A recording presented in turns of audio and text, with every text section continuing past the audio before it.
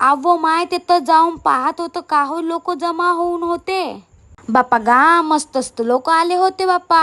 मी म्हणलं मीच लवकर आलो कर. पहिलं सगळे पोचून होते येतं. ते तर भेटले मला शशिकांत दादा, त्यांनी मस्त जय भीम केलं. आणि ते तर आला होता बल्लाशाचा डान्स ग्रुप, यांनी बी घेतलं मस्त ब्लॉग मध्ये. तर सुंदर दिसत होत्या ना. भाऊचा गिटार मस्त वाजवत होता. मग आम्ही मस्त असंच व्हिडिओ घ्यायला लागलो बाप्पा गा. पब्लिक मस्त आली होती का. मस्त डान्स केला या पोरानं, एक नंबर. मग याही दोघं बहीण भावाचा डान्स एक नंबर होता.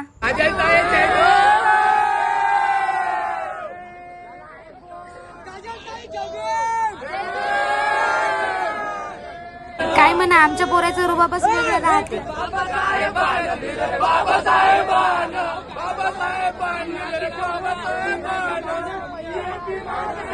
यांचं गाणं ऐकून तर मन तर मस्त खुशच होऊन गेलं बाप्पा. एकच नंबर गाणं म्हणते आमचे पोरं. मग येतं सुरू झालं लाठी काठी. मस्त पोरं मेहनत घेते बाप्पा.